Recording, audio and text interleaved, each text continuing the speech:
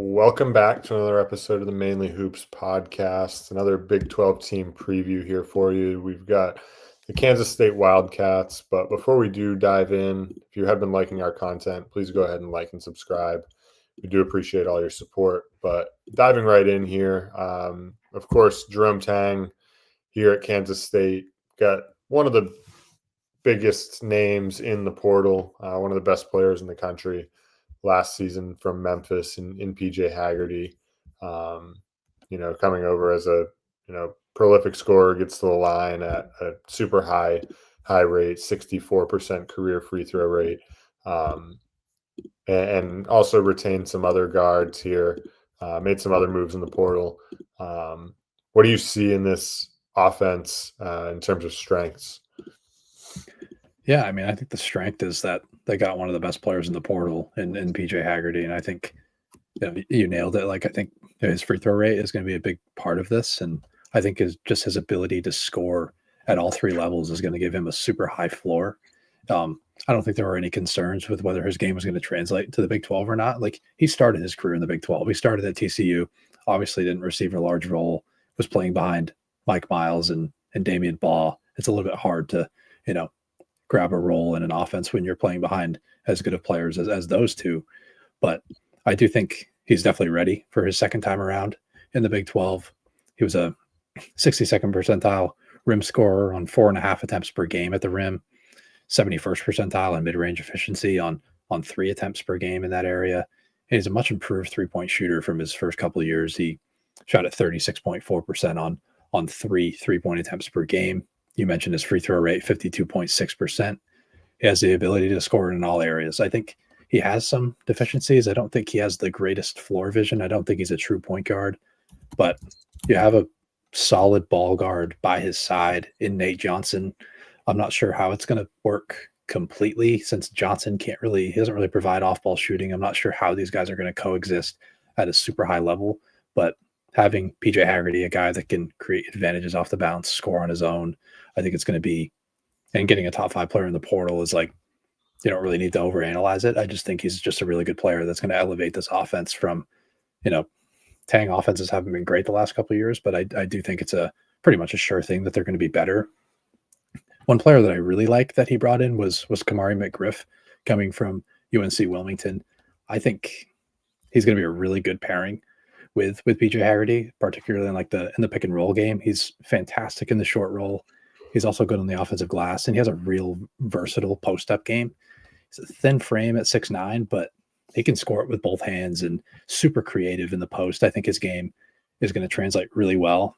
I did compare him to a certain player, but I hope people aren't too upset about it. I compared him a little bit to JT Toppin. I don't think his game is completely like him. I don't think he's as good on the offensive glass. I don't think he's as dominant at the rim.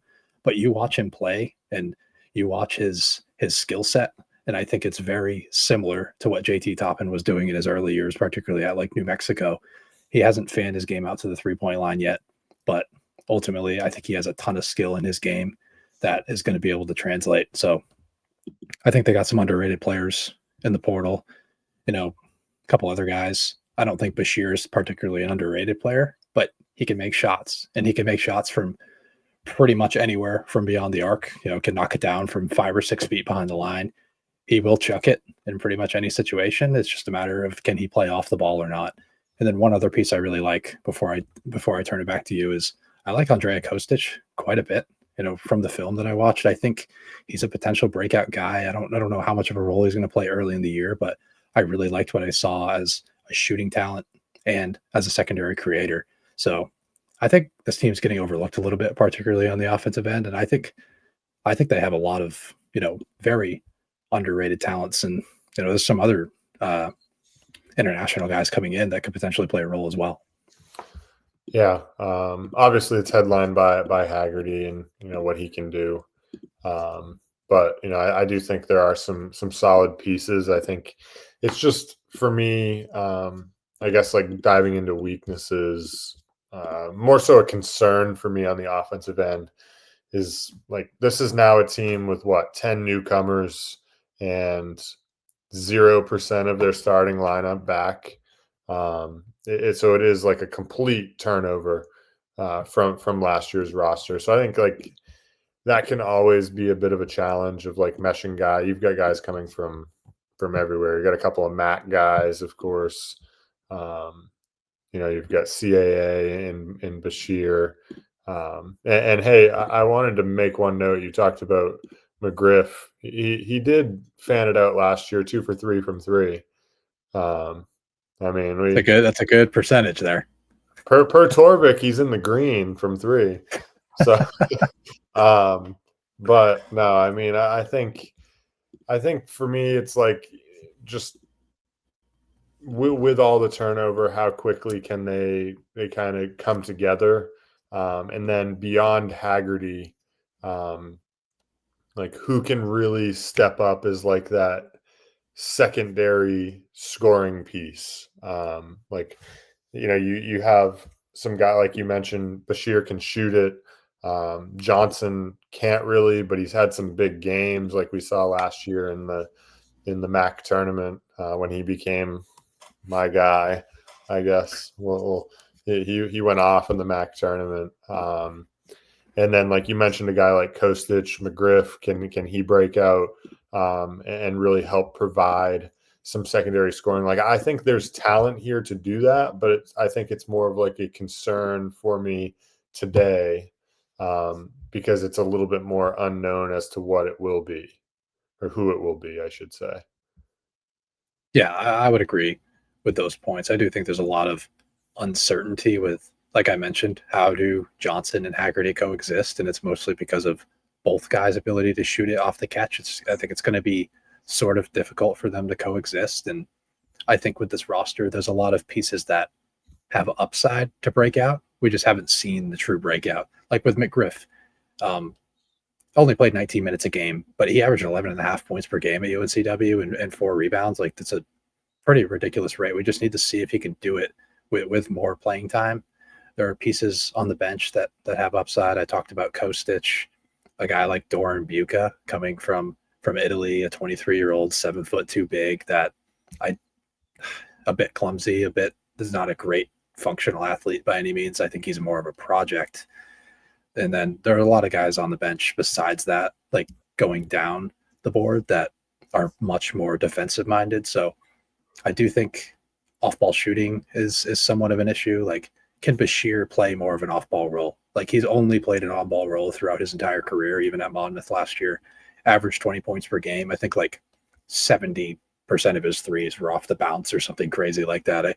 I don't really have that exact number, but I mean, it was a ridiculous amount. Actually, it was 43%. 43% of his shots were off the bounce, but which is still a super high number. It's typically around like 20% for like decently high usage guys. So overall, I do struggle to see how they coexist, particularly early in the season, but I do think it's something that can get put together.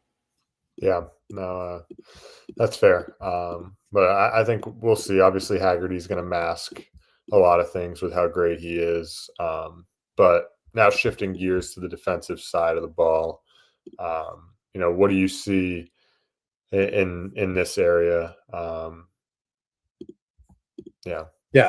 I think, like I mentioned, I think there's a lot of good depth pieces. Like, as rough as some of these guys are on the offensive end, I think there's some really good defenders in this area. I think a guy like CJ Jones is a really good defender. One other guy is Moby Akawaruka, who didn't play much last year, but in the time that he played, his defense popped off the page when I watched him. I mean, very rough offensive game, and it's going to limit, like, he's going to play maybe 10 minutes a game at his ceiling, but he had a 4.6 defensive box plus minus, which was the best on the team, and had a 4.3% steal rate in those amount of times. And he's just a super versatile defender. I mean, at 6'6", he plays much bigger, but he's also just super energetic and really athletic, good lateral mover, just plays with energy while he's on the floor. And I think he can provide an impact there. And then I also like the backcourt duo of Nate Johnson and Haggerty. They're physical guards. They're particularly Nate Johnson. He's a pretty awesome defender that played for a rather poor Akron defense last season that just didn't have a big man to really anchor the rim. So it made everyone else look a little bit worse. Super wide bodied guard that moves well laterally, He's listed at 6'3". He's probably 210, 215 pounds, and he's super well sound on this end. And he had a 2.8% steal rate to go along with that. Haggerty's a playmaker in his own right at 3%. So I do think that the perimeter is pretty solid.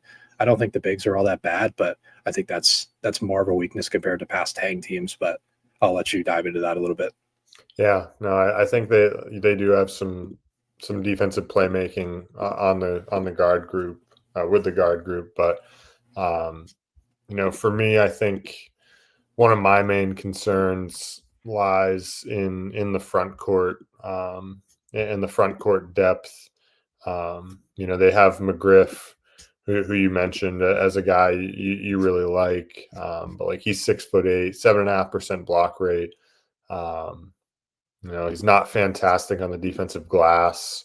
They've got another guy. Their only other guy over 6'8" is at least projected in their top 10 is Stephen Osei, who didn't play last year. Right, he's a sophomore.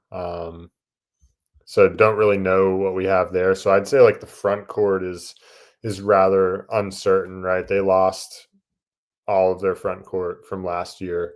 And so now like the rim protection is uncertain, the depth is uncertain. I think the guard group, like you said, should be pretty good. Their playmaking should be pretty good on the wings and at the guard spot. But like in terms of rim protection and defensive rebounding, I have some pretty big concerns with what that will look like.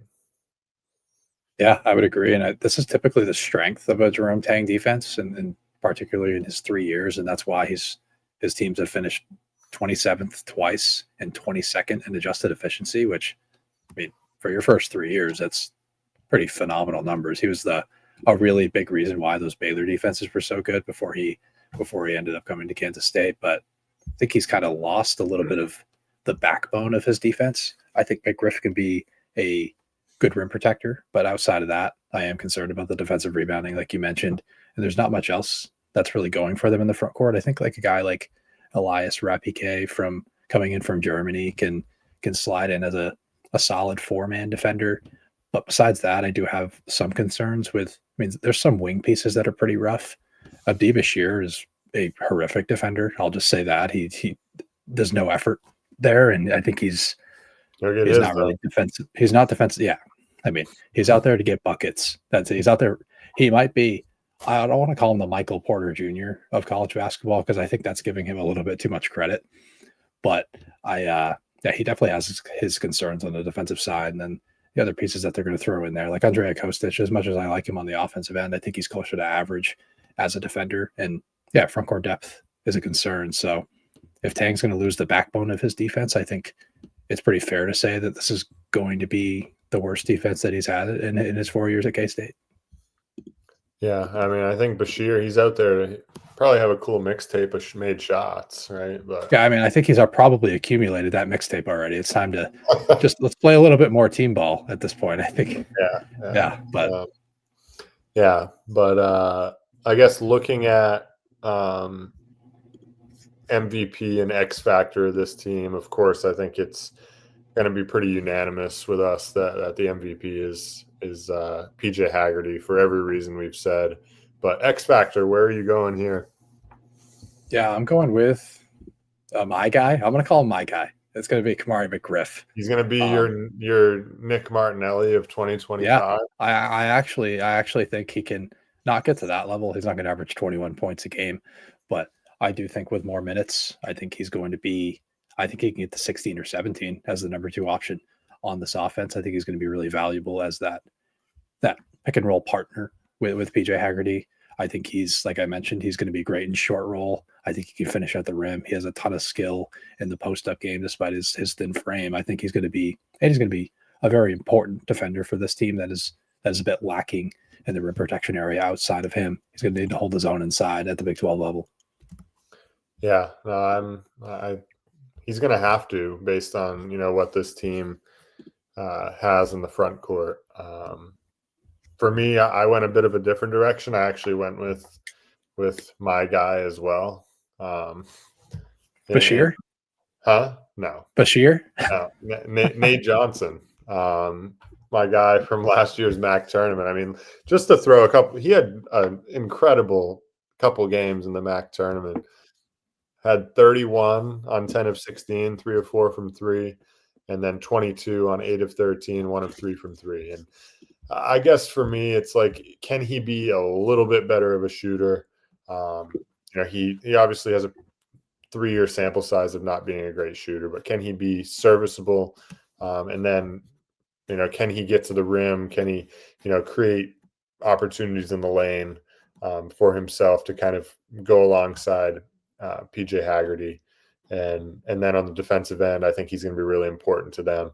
So ultimately, that's why I went with him. But, I think your point is probably more valid than mine about McGriff and why, he's more important to this team and why he's the X factor. Yeah, I mean, I think they're both important in their own right. The way I view Nate Johnson is like what Cam Carter was for Kansas State in those past couple of years, where like he's going to bring more value to the defensive end, but if he's knocking down shots, he's a real bonus to an offense, and he can, like Cam Carter was an important player on that team that went to the Elite Eight, and like obviously Marquise Noel and Keontae Johnson stole the headlines, but his defense and his secondary playmaking were extremely important. And if Johnson can do that, I think this is a team that does have a ceiling. I don't think a lot of people think this team has any sort of upside. Like Torvik ranks them at 14th in the league. I think they're far better than that, in my opinion. Yeah. So I guess to kind of go right into that, where do you see them at their ceiling and then at their floor? I see them at like 6th or 7th in the league at their ceiling. Like it's mostly just because I'm a lot higher on a lot of these pieces than most people are. But I do think it's a wide open, like middle of the pack of the Big 12. And there's a lot of teams at the bottom that aren't all that good. And I think this is a team that can separate themselves. There are some concerns on the defensive end, but Jerome Tang has proven that he knows how to coach defense. He's always had elite defenses, and maybe he even does it again this season. So I do think there's an actual ceiling. I don't think it's like getting into the top 4 in this league because there's some really good teams at the top, but I do think they can get to 6th or 7th and ultimately make the tournament as like an 8 or a 9 seed.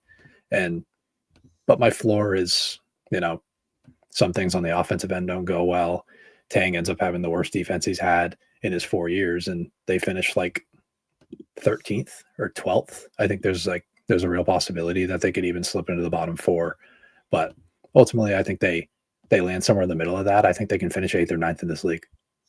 Yeah, I had them somewhere in that like 10 to 14 range. I think Haggerty can really get them to the top of that.